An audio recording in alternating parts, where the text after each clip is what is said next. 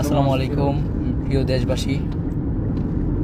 তো প্রথমেই শুকরিয়া আদায় করছি যে বেঁচে আছি এখনো, কারণ হয়তোবা বেঁচে থাকার কথা ছিল না, অথচ এখন কথা বলতে পারছি। বিভিন্ন ষড়যন্ত্র প্রতিনিয়তই ঘিরে আছে এবং বিভিন্নভাবে আমাদেরকে বিভিন্ন বিপদের সম্মুখীন করার চেষ্টা চলছে। আমরা আজকে এই আলিফ ভাইয়ের বাড়িতে গিয়েছিলাম, সার্জিস ভাই, হাসনাত ভাই সহ আমাদের সাথে 3টা গাড়ি ছিল। তো আমরা কবর জিয়ারত করতে গিয়েছিলাম। চট্টগ্রামের কর্মসূচি শেষ করে আমরা কবর জিয়ারত শেষে ফেরার পথে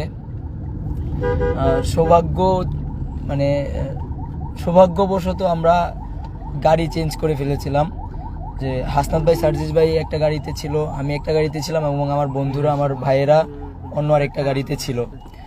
তো আমরা একটু পিছিয়ে আসতেছিলাম, প্রায় 5-7 মিনিটের রাস্তা পিছিয়ে আসতেছিলাম, আর সামনে আমাদের ওই গাড়িটা ছিল। তো একটা ট্রাক এসে উদ্দেশ্য প্রণোদিতভাবেই আমাদের যেই গাড়িটা ছিল সেই গাড়িটাকে ট্রাক চাপা দেওয়া হয়। কিন্তু ওখানে যারা ছিল, যখন ট্রাকটা আসতেছে দেখেছে তখনই গাড়িটাকে ব্রেক করা হয়। কিন্তু গাড়িটাকে ব্রেক করা সত্ত্বেও আবার সেখানে এই ট্রাক চাপা দেওয়া হয়। এবং আপনারা আমার সাথে আমার একজন বন্ধু আছে যে ছিল ওখানে। তো বন্ধু, মূলত ঘটনাটা কি ঘটছিল? আর পাশাপাশি হচ্ছে ওই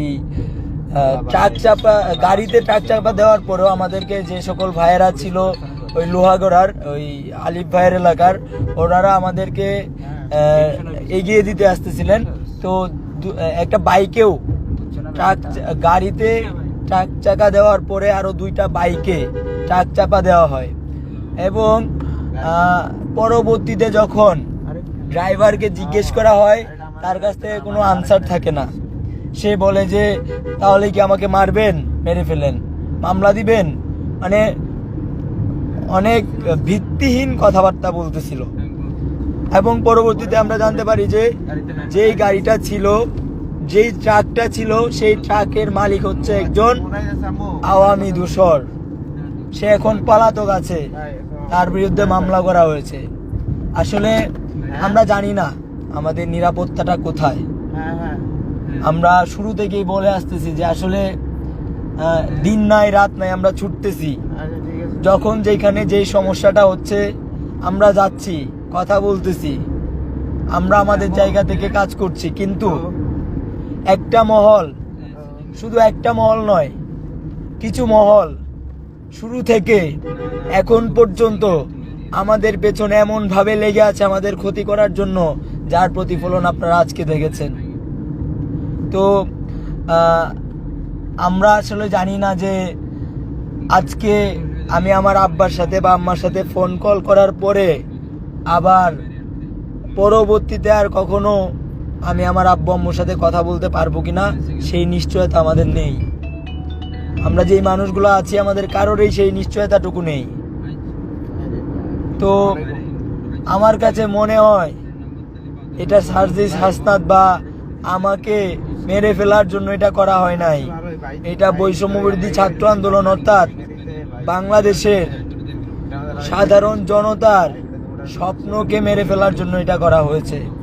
এবং প্রতিনিয়ত প্রত্যেকটা জায়গায় এখনো এই ষড়যন্ত্রগুলা চলছে।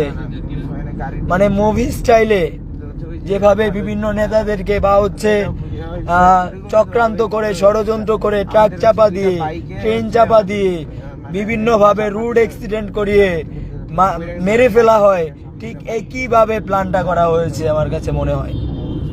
তো আমরা জানি না আসলে আমাদের নিরাপত্তাটুকু কোথায়। কিন্তু পরিষ্কারভাবে বলতে চাই, এগুলা করে আমাদেরকে দাবায় রাখতে পারবেন না। একজন হাসনাত, একজন সার্জিস মারা গেলে বাংলাদেশে এখন হাজার হাজার সার্জিস হাসনাত আছে। বাংলাদেশে কথা বলার জন্য হাজার হাজার এখন সার্জিস হাসনাত আছে। একজন সার্জিস হাসনাতকে মেরে ফেলে যদি মনে করেন যে বাংলাদেশকে বা হচ্ছে এই আমাদের যেই স্বপ্নটা দেখছি, আমরা যেই বাংলাদেশের স্বপ্ন দেখছি, সেই বাংলাদেশের স্বপ্নটাকে ভুলিয়ে দেবেন, তাহলে আপনারা বুকার স্বর্গে আছেন। অথবা যদি ভেবে থাকেন এই 2-4 জনকে মেরে ফেলে আবার আওয়ামী পুনর্বাসন হবে বা স্বৈরাচারীরা আবারও দেশে ফিরে আসবে, এই স্বপ্ন ভুলে যাবেন। তাই পরিষ্কারভাবে বলতে চাই, যারা এই হত্যাকাণ্ড ঘটানোর ষড়যন্ত্রের সাথে লিপ্ত ছিল, প্রত্যেককেই দ্রুত সময়ের মধ্যে বের করতে হবে এবং এই ঘটনার সুষ্ঠু তদন্ত করতে হবে। দেখেন, পরপর কিছু কিছু ঘটনা ঘটতেছে। গতকালকে আমার একজন সহযোদ্ধা আইনজীবী ভাইকে এই ইসকন জঙ্গি সংগঠন কুপিয়ে হত্যা করেছে। আজকে আমাদেরকে ট্রাক চাপা দিয়ে মেরে ফেলার পায়তারা করেছে। এই ঠিক একইভাবে প্রতিনিয়ত কোনো না কোনো ষড়যন্ত্র চলছে, কোনো না কোনো ষড়যন্ত্র চালিয়ে যাচ্ছে আমাদেরকে দাবিয়ে দেওয়ার জন্য। তাই আমরা পরিষ্কারভাবে বলতে চাই, এখনো যে আওয়ামী দোসররা ঘোরাফেরা করছে, মুক্ত হাওয়ায় ঘুরে বেড়াচ্ছে, এর ফলস্বরূপ আপনারা আপনাদের সন্তানদের লাশ দেখতে পারবেন। হয়তোবা দেখেছেন, গতকালকে আপনাদের একজন সন্তানকে কুপিয়ে হত্যা করেছে। এটা হচ্ছে আওয়ামী লীগের দৃষ্টান্তমূলক এখনো শাস্তি প্রদান না করার ফসল। যদি আরো লেন্দি হয়, আপনারা যদি এই স্থবিরতার ভেতরে থাকেন, সিস্টেমের ভেতরে থাকেন, তাহলে হয়তোবা আরো লাশ দেখতে হবে পরবর্তীতে। তাই আমরা পরিষ্কারভাবে বলতে চাই, সিস্টেম যদি ভাঙতে হয় তাহলে সিস্টেম ভাঙেন। সিস্টেম ভেঙে যারা এখন আওয়ামী দোসররা খোলা হাওয়ায় ঘুরে বেড়াচ্ছে, প্রত্যেককেই দৃষ্টান্তমূলক শাস্তি প্রদান করতে হবে, প্রত্যেককেই দ্রুত সময়ের মধ্যে গ্রেপ্তার করতে হবে। প্রশাসনের এই স্থবিরতা আমরা দেখতে চাই না। আমরা পরিষ্কারভাবে বলতে চাই, যারা এখনো স্বৈরাচারের দোসরেরা প্রশাসনের গুরুত্বপূর্ণ জায়গাগুলোতে বসে আছে এবং সিস্টেম দেখাচ্ছে, প্রশাসনের স্থবিরতা বিরাজমান করছে, তাদেরকে দ্রুত সময়ের মধ্যে নির্মূল করেন, সমূলে নির্মূল করেন প্রয়োজনে। কিন্তু আর যদি কাল ক্ষেপণ করেন, তাহলে এর ফলাফল বাংলাদেশ ভালো দেখবে না। তাই পরিষ্কারভাবে বলতে চাই, যারা এই হত্যাকাণ্ড সাথে জড়িত, প্রত্যেককেই দ্রুত সময়ের মধ্যে গ্রেপ্তার করতে হবে এবং যারা আওয়ামী দোসররা এখনো খোলা হাওয়ায় ঘুরে বেড়াচ্ছে, তাদেরকে খুঁজে খুঁজে চিরুনি অভিযান দিয়ে বের করে গ্রেপ্তার করে জেলে ঢুকাতে হবে। জেলে ঢুকানোর সময় যেন মনে না হয় তারা শ্বশুর বাড়িতে যাচ্ছে। আমাদের আলেম ওলামাদেরকে তারা জিঞ্জির পরিয়ে, শিকল পরিয়ে টেনে হিস্টে নিয়ে যেত, আর তাদেরকে ডাব খাওয়ানো হয়, শ্বশুর বাড়ির আদর করা হয়। এই জিনিসগুলা যদি আবার পুনরাবৃত্তি ঘটে, তাহলে হুঁশিয়ারি করে বলে দিচ্ছি, দ্বিতীয়বার আবারও আমরা রাজপথে নামতে একবারও ভাববো না। আমরা যা হারানোর সব হারিয়ে ফেলেছি। আমাদের মরে যাওয়ার কথা ছিল, আমাদেরকে মৃত্যু ভয় দেখিয়ে লাভ নেই। আমরা সেদিনেই মরে গেছি, এখন বোনাস লাইফ লিড দিচ্ছি। তাই পরিষ্কারভাবে বলতে চাই, দ্রুত সময়ের মধ্যে এদের বিরুদ্ধে ব্যবস্থা নিশ্চিত করতে হবে এবং সেটা দৃশ্যমান হতে হবে। এত সুশীলতা দেখানোর জন্য আপনাদেরকে বসানো হয় নাই, সুশীলতার জন্য আপনারা দায়িত্ব নেন নাই। আপনাদেরকে বিপ্লবের স্পিরিট ধারণ করতে হবে। তাই দ্রুত সময়ের মধ্যে প্রত্যেকটা ঘটনার সুষ্ঠু তদন্ত করতে